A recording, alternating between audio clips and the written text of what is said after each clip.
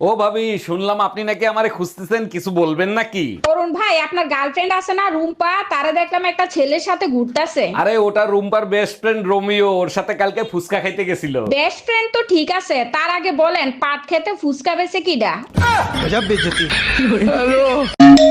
বারবার কেন ফোন দিচ্ছ? বলছি না আমি তোমার সংসার আর করবো না। এই কথাটা শোনার জন্যই বারবার ফোন দেই। কোন কথাটা শোনার জন্য? এই যে বলো না তোমার সংসার আর করবো না, শুনলে কলিজাটা জুড়াইয়া যায়। কালকেই আসতেছি মাকে সাথে নিয়ে তোর কলিজায় আগুন ধরাইতে।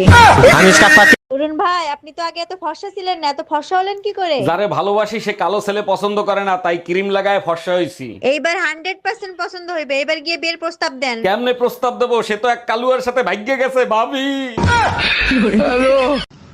এত খাইলে কেমন হইব, কম করিয়া খাও। বাপের বাড়ি গেলে কেন চিকনা হইয়া যাও। খাওন নিয়া খোটা দিলে থাকবো না সংসারে, খাইতে আইছি খাইয়া যামু হাড্ডি মাংস গিলে।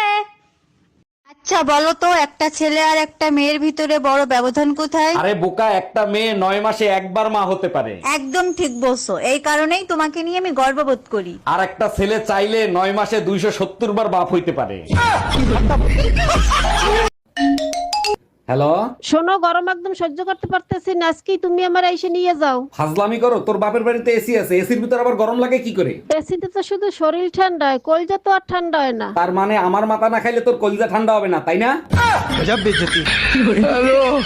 এই রুম্পা, তোমার ভাই বিদেশ থেকে আসার পর থেকে দেখতেছি মন খারাপ করে বসে থাকে, কি হয়েছে ওর? ওর গার্লফ্রেন্ড বলছিল আগে নিজের পায়ে দাঁড়াও, তারপরে তোমাকে বিয়ে করব। এটা তো খুব ভালো কথা বলছে, এখন তো নিজের পায়ে দাঁড়াচ্ছে, এখন বিয়ে করবে, সমস্যা কোথায়? সমস্যা হলো ওর নিজের পায়ে দাঁড়াতে দাঁড়াতে ওর গার্লফ্রেন্ডের বিয়েও হয়ে গেছে, 2 বাচ্চার মাও হয়ে গেছে। আরে ইয়ার, তোর শাড়িটা তো অনেক সুন্দর। এটা হাজবেন্ড এনে দিয়েছিল 20,000 টাকা দিয়ে। মোবাইলটা তো সেই। এটাও হাজবেন্ড এনে দিয়েছিল 40,000 টাকা দিয়ে। তোর হাজবেন্ড না অনেক ভালো। ওটা বাবা এনে দিয়েছিল 50 লাখ দিয়ে। তাতে কি হয়েছে টুম্পা আমাদের ঘরের বউ, আমরা ছেলে মেয়েদের ভেদাভেদ করি না, আপনি কেন করতেছেন? এই কি হইছে? কার সাথে কথা বলতিছো? 1 মিনিট দাঁড়াও, আমি কোনো কথা শুনতে চাই না, সম্পত্তির অর্ধেক আমার বোন নামে করতে হবে, তুমি কি বলো? অবশ্যই সম্পত্তির অর্ধেক আমাকে দিতে হবে। শুনছেন? আরে কার সাথে কথা বলতিছো? কে ফোন দিছে? তোমার বাবা ফোন দিছে। হ্যাপি ম্যারেজ অ্যানিভার্সারি জান। হ্যাপি অ্যানিভার্সারি সোনা। আগের ম্যারেজ অ্যানিভার্সারিতে সিঙ্গাপুর নিয়ে গেছিলা, এবার কোথায় নিয়ে যাবা? এবার তোমাকে আফ্রিকার জঙ্গল দেখাতে নিয়ে যাব। আর সামনের ম্যারেজ অ্যানিভার্সারিতে কোথায় নিয়ে যাবা? আফ্রিকার জঙ্গল থেকে ফিরেই নিয়ে আসবো। Bye bye, tata. অরুণ ভাই, ভাবি বললো ঘরের সুখ শান্তি নাকি আপনিই বজায় রাখেন, তা এর গোপন রহস্যটা কি? ভাবি, চাইলে সবাই করতে পারে, ঘরের বউকে সবসময় বন্ধু বানিয়ে রাখতে হবে, তার সাথে দুনিয়ার সব কথা শেয়ার করতে হবে, শুধু একটা কথা মাথায় রাখতে হবে, গার্লফ্রেন্ডের কথা ভুলেও তাকে বলা যাবে না। সরি অরুণ ভাই, ভাবি পাশে থেকে সব শুনতিছে।